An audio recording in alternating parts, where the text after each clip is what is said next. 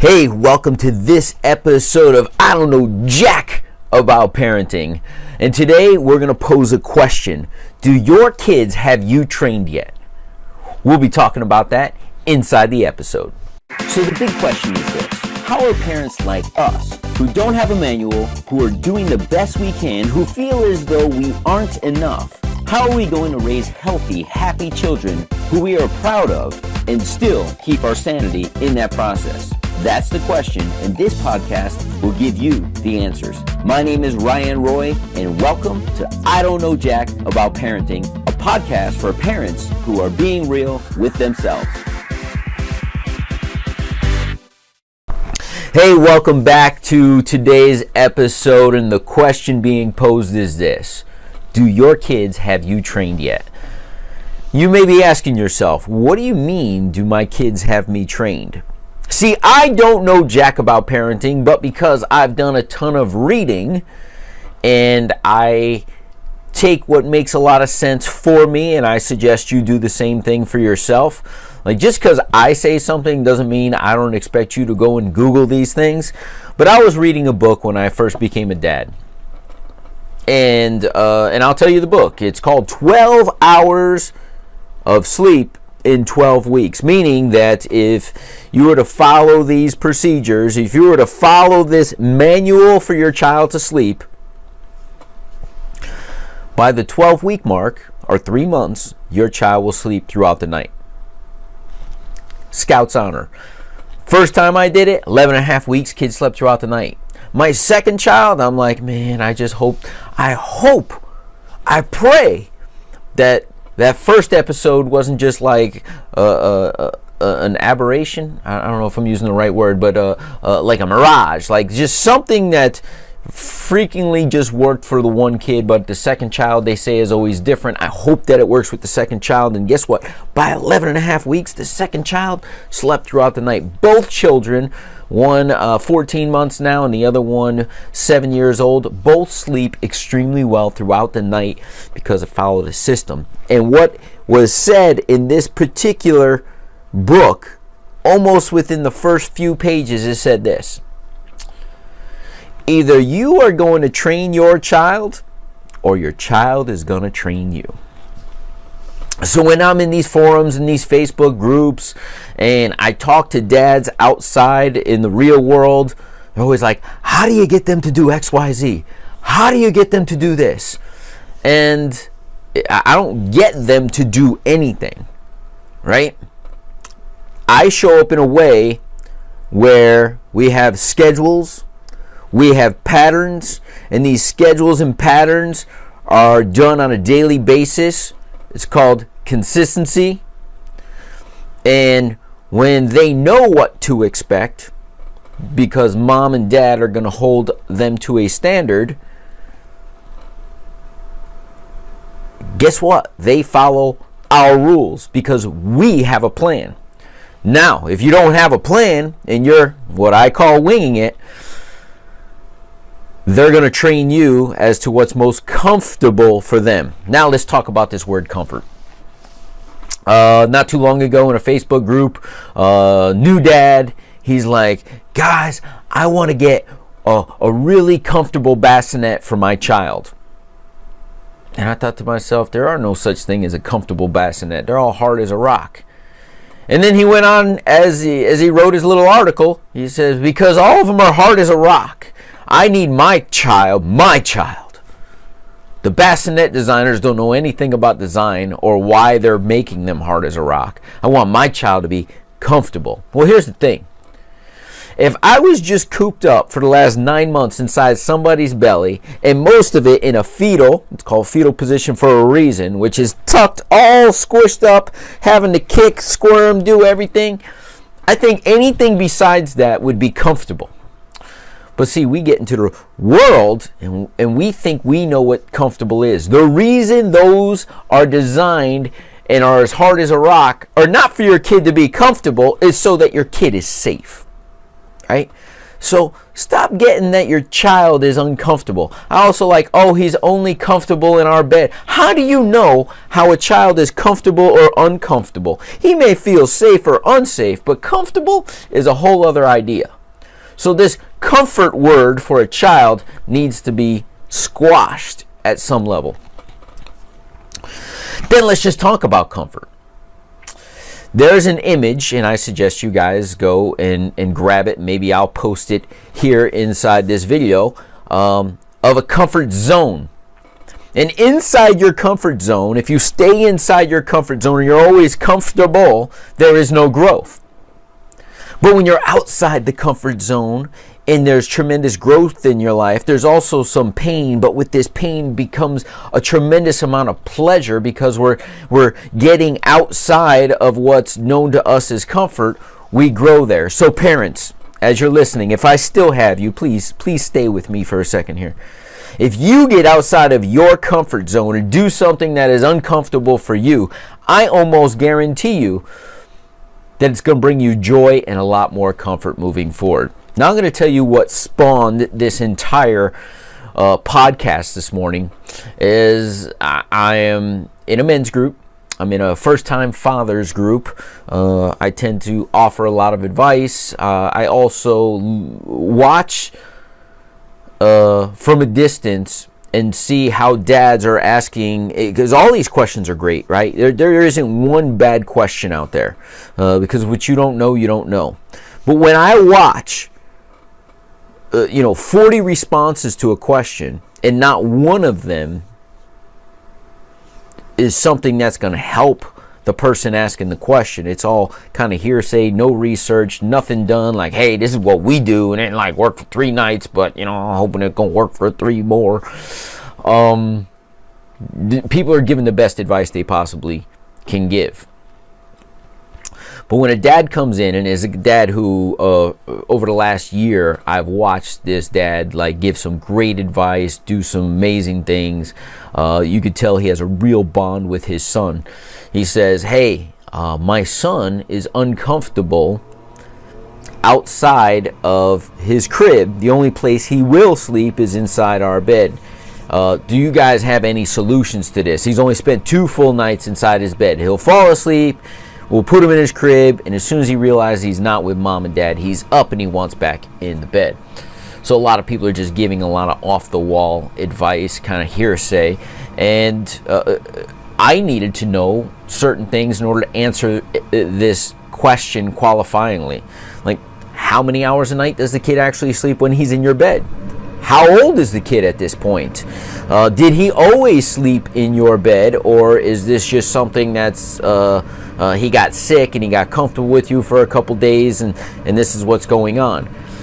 So his response was he's a year old. He does sleep 10, 11 hours at night, and he's really only spent 2 full nights in an entire year inside his own crib, inside his own space, without mom and dad.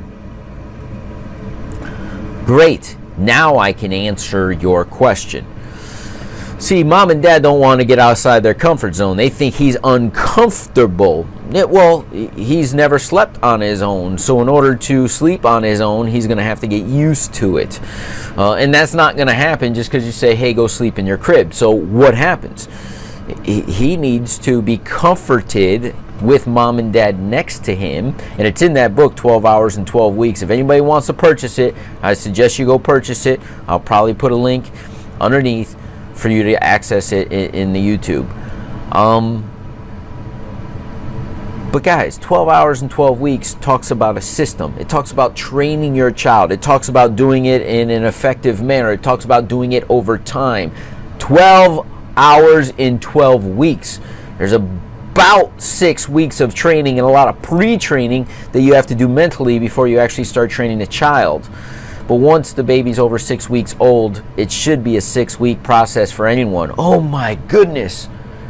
I'm going to have to dedicate to a system for 6 weeks? Absolutely not. You have to dedicate to a system that's going to be effective in 6 weeks, but you have to do it for the rest of your life in order for it to sustain. But here's the benefit. You're out of your comfort zone for 6 weeks. You have created the habit for yourself and for the child. All you have to do is keep the habit. Here's the beautiful thing. You sleep in bed with your partner. The child is in their bed, comfortable, because this is their new expectation. And there's no more, oh man, I'm getting sleepless nights. Oh, the kid's kicking me and tossing and turning. There is, the baby's in their bed. Mom and dad can enjoy some adult time if you choose to do so. You can enjoy just a good night's sleep or a good night's rest. And you have some sanity. And if you want to have more children, you have the ability to create that simply because you now have your bed and it's yours again, and you get to do what you want inside of it. These are all pluses. Baby sleeping comfortably inside their bed. But you got to get outside your comfort zone. As soon as anyone hears a child crying these days, oh my God, I got to pick it up. I got to swaddle it. I got to pat it. I have to this. Yes, the baby needs to be comforted, but not at the drop of a hat. It's so interesting. As I'm saying this, I have a 1-year-old, 14 months old, and almost without fail, whenever he reaches his hands up, Daddy pick me up, I pick him up. I think when a child is reaching up, you should pick a child up, because it's saying, I want you, I desire you, I love you, I want to be comforted by you.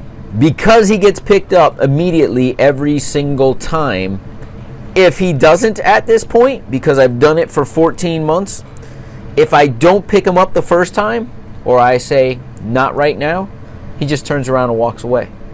He's had his needs satisfied so much that he knows that Daddy would pick him up if he could in that moment. It's because he's comfortable knowing that Daddy's always there for him. And if Daddy says no 1 or 2 times a month, he's going to be content with it. I don't even know why I shared that story. Here's the deal. I don't know jack about parenting, but I do know this. If you don't train your child, if you don't have a parenting plan, your child is going to dictate your life, and you're going to ask questions in forums, on Facebook, on somewhere, and say, what do I do?